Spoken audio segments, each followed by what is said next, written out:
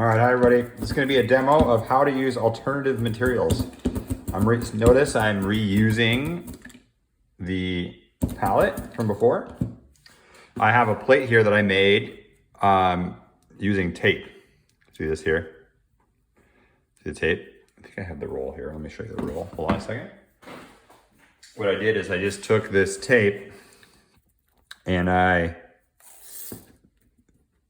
just drew this weave pattern.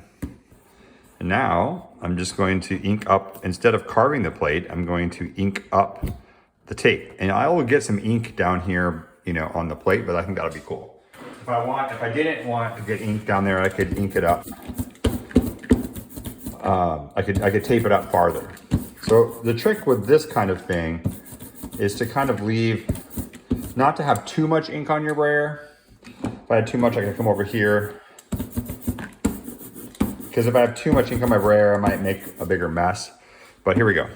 I'm gonna ink this bad boy up. You ready? Notice I am getting some ink below the surface, but I think that's gonna be interesting. It will print, as my urine will probably most likely go down below the surface. I could use a bigger brayer if I wanted to more control the marks more. So you ink it up the same way you inked up your carved block. Might feel a little different. You can see the ink on the paper. All right, let's give this a whirl. Let's try to print it. You get a piece of newsprint. I'm gonna put the piece of newsprint down. I'm gonna move this out of the way. You can use the felt side again. The felt side's just to get the ink stuck to your paper. You could even do it with your hand if you wanted, but it's kind of nice to kind of evenly go over your whole plate with the felt. Then switch to the hard side of your Baron. Barons come in different shapes and sizes. Some people use wooden spoons.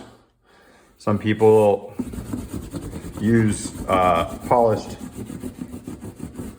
silver spoon or something, or stainless steel spoon. It's kind of to taste. I've really been enjoying this because it has the two sides. I have another tool I'll show you here that is a modified tool. This is a piece of particle wood that's been glued together. This is an end in a shipping container for shipping round paper, or paper on a roll, sorry, round paper. So this could work. So you can use alternative things. Let's see what I got here. I mean, that's pretty cool. Voila. So that is how you can make a relief print using alternative materials. Now I'm gonna modify this plate and print it again for you, just to show you that you can even take this a little further if you want this idea further. And what I'm going to do is I'm going to take some paper and I'll cut some lines. And I'm going to lay these over the top of my print when we get to, after I ink it up again. So I'm cutting up some lines. I'll show them to you here in a second. I'll cut 4 of them. So this is ways you can use other materials to make a relief print. So okay, I'm going to get some more ink.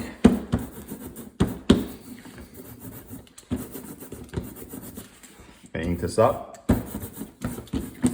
Seems like it could take a little more ink than I put on it before. Every print, every plate is a little different. Everything needs just like a little bit different amount of ink, a little different pressure printing. All right. That sounds pretty good. Just a little bit more. There we go. Notice I'm inking up more of the plate. Right? It's filling in these spots. If I didn't want that to happen, I could add more tape to my plate. But I kind of like it. It's kind of going to create like an interesting positive and negative space. Maybe I'll even fill these in more. Then I'm going to take this paper that I cut and I'm going to use this as what we call a mask. I'm going to lay it over my plate like this, to recreate that kind of look, or I'll make that kind of a hashtag mark here. I'm gonna piece of newsprint. And this will mask off the ink. I could also ink those up if I wanted. And I'm gonna come in with my urine. And I'm gonna get kind of 2 for 1 here. You'll see, it's gonna be kind of cool. I'm gonna get 2 prints. I'm gonna get a masked print, and I'm gonna get a print on the sheets of paper that I'm gonna get inside these. The paper's kind of thick. I could have used thinner paper. Take a peek here. Let's see what this looks like. Cool. Take a little practice here. Okay, so now we're gonna have a masked off print that has a shape through it. Isn't that cool? So we just used paper to mask off a shape on top of a plate. So then we're creating other types of negative space. Now you could carve that out, but you could also just add paper to do that.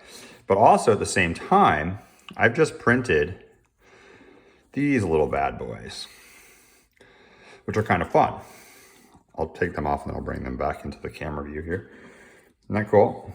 So these are little prints that I could arrange in a different fashion, like so.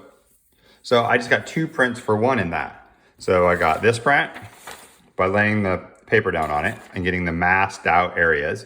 You could use tape, you could use thinner paper, some other material that masks it out. And I've got this print here. And don't forget our first print. So have fun with your alternative materials. I'm looking forward to seeing what you guys come up with.